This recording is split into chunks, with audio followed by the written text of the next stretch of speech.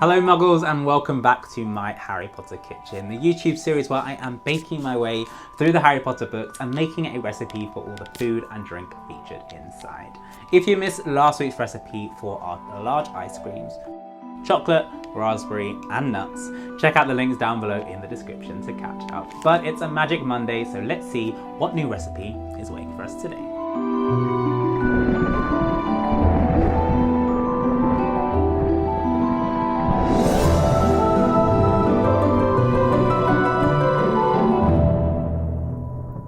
If, like me, you are a massive fan of Harry Potter and you want to see more from my Harry Potter kitchen, then make sure you hit that subscribe button and click on the notification bell so you get an alert every Monday when there is a brand new video. Speaking of which, it's about time we get back into it. Okay, so Hagrid and Harry have a few more things to pick up. Hagrid has just told Harry about Quidditch, also that he can't curse his cousin Dudley, and now they've gone to Ollivander's to pick up his wand, and I think that is about it for their trip, so now they are just planning to head on back home, but they've gone to get a bite to eat before Harry's train, and I think I can see our next recipe. He bought Harry a hamburger, and they sat down on plastic seats to eat them. It's finally time to make a hamburger. For this recipe, we're going to make some brioche buns, and you will need 125 milliliters of water, 1 teaspoon of dried yeast, 1.5 tablespoons of warm milk, 225 grams of strong white bread flour, 15 grams of caster sugar, half a teaspoon of salt, 2 tablespoons of unsalted butter, 1 egg, and some extra egg for an egg wash. For our main burgers, you'll also need 500 grams of beef, 1 egg, 1 teaspoon of Worcestershire sauce, 1 teaspoon of paprika, 3 cloves of garlic, and 1 onion. For our cheese centre, you'll also need 150 grams of mozzarella cheese, 150 grams of cheddar cheese, 50 milliliters of double cream, and food colouring in red, green, yellow, and blue. You'll also want tomatoes, lettuce, onions, and gherkins to top off your burgers. So to make the ultimate Harry Potter burger, we're going to put a bit of Sorting Hat magic into it. We're going to make our own brioche buns, which are going to be deliciously light and fluffy. We're going to make our own beef patties, but we're going to fill them with a coloured cheese centre, so that when your guests cut into them, it's going to reveal which Hogwarts house they're in. To begin, we're going to make our brioche buns. So for this, you want to pour your water, milk, and yeast into a bowl and give it a good stir until the yeast is well combined. You can then set that aside for about 5 minutes and the mixture should begin to bubble, which is how you know your yeast is active. In a separate bowl, add in your flour, sugar and salt and then give it a good stir to combine it. You then want to add in some cubes of butter and then work it with your fingertips until the mixture resembles fine breadcrumbs. In a separate bowl, crack your egg and then whisk it together. Make a well in the middle of your flour mixture and then pour in your yeast. You'll also need to add your egg in at this point too. This is going to make quite a soft dough, so I'm using my KitchenAid stand mixer. You want to attach a dough hook and then allow it to knead the dough for about 5 minutes.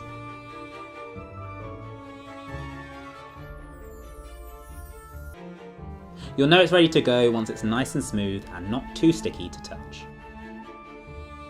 Grease a large bowl with some oil and then pour your dough in.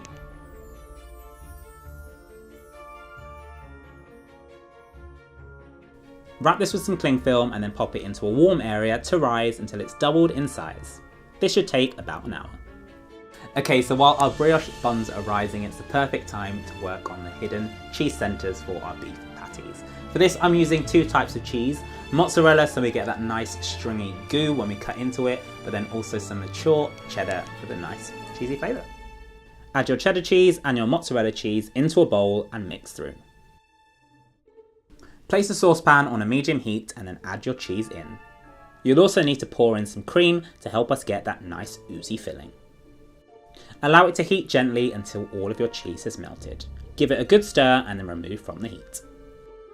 Working quite quickly, you'll need to separate this into 4 and then use your food colouring to dye them red, green, yellow and blue.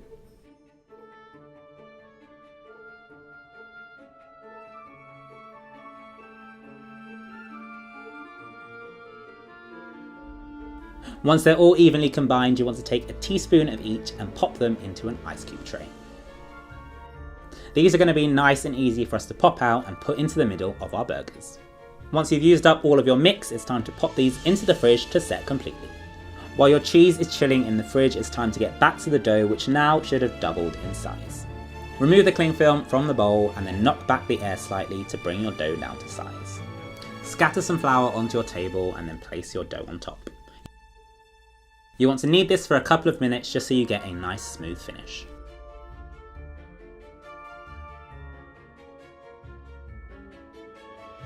Press the dough down to about 1 centimeter thick and then use a large cookie cutter to cut out circles of your dough. A quick trick to get an even finish is to swirl it round inside your cookie cutter. This will neaten the edges and make sure it's a nice circular finish. Now, because brioche buns are such soft doughs, it's quite easy for them to collapse when they go into the oven. So to help it hold its structure, I'm going to show you a quick trick which you can use to make sure you get a really good rise on them. Take some strips of tin foil, fold them until it's about 1 centimeter thick, and then wrap it around your cookie cutter. You can then tuck one end under the other and then hold it into place so that it's a secure circle for our dough.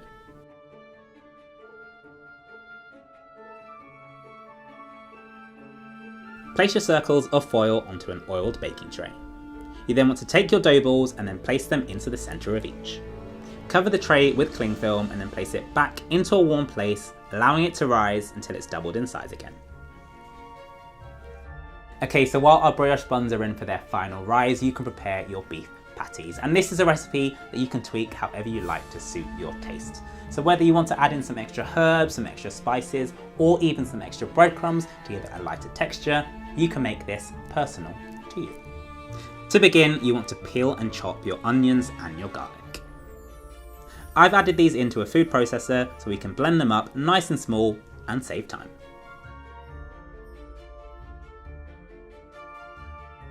Next, you want to add your mincemeat into a bowl and then pour your onions and garlic over the top. Add in your egg, your Worcestershire sauce, and season well with salt and pepper. You can then add in your optional herbs and spices. I've gone with paprika and mixed herbs. Mix this through with your hands until well combined. Again, try not to overwork it, otherwise we'll have some really tough burgers. At this point, you can remove your cheese from the fridge and then pop them out of your molds. To assemble our burgers, we're going to split the mix into about 5 or 6 patties. Flatten the burger mix until it's about 1/2 centimeter high and then place your cheese into the middle. You then want to wrap the meat around the cheese and then mould it into a patty. Be careful not to spread it too thinly, otherwise the cheese will burst and spill out when it fries. Press these down slightly just before you finish and then pop them into the fridge until you're ready to cook them. To finish our brioche buns, we want to prepare a quick egg wash by whisking together some egg and milk. Remove the cling film from your baking tray and then brush them gently with your egg wash. Place these in the oven to bake at 180 degrees Celsius for about 15 to 20 minutes until they've just gone golden brown. Okay, so now it's time to fry our burgers, and for this I've got 2 tips for you. The first one, 5 to 10 minutes before you want to fry your burgers, take them out of the fridge and allow them to come to room temperature. That's going to make sure they're a nice even temperature throughout and they'll cook a lot more evenly when you come to fry them. And the second one is more of a health warning, and that is because when people eat burgers out at restaurants, sometimes you can get the medium, so the meat is a little bit pink. That is perfectly fine as the quality of mince that they use, it's okay to do this. But when you get your mincemeat from the supermarket, they use a different process to process the meat, which means you need to cook it all the way through and make sure the juices run clear before you eat them. Place the frying pan on a medium heat and then drizzle some oil in. Once the oil is nice and hot, place your burgers into the pan. Try not to overload it, so only cook 2 or 3 at a time.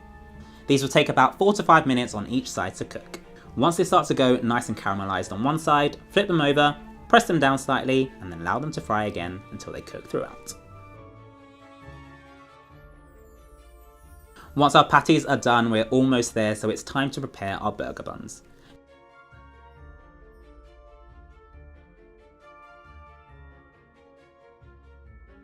You can slice these down and toast them if you like. layer them up with lettuce, some sliced tomatoes, and our gherkins, and then place your burgers on top. All that's left to do is sandwich on the top part of the bun and you are good to go. Let your guests tuck in and discover which Hogwarts house they belong to. So there you go. This is definitely the tastiest way for you to find out which Hogwarts house you belong to. So if you're having a Harry Potter themed dinner party, I definitely recommend giving it a go. That is all for this recipe, but if you want to see more from my Harry Potter kitchen, then make sure you hit that subscribe button, click on the notification bell so you get an alert each week when there is a brand new video, and I will see you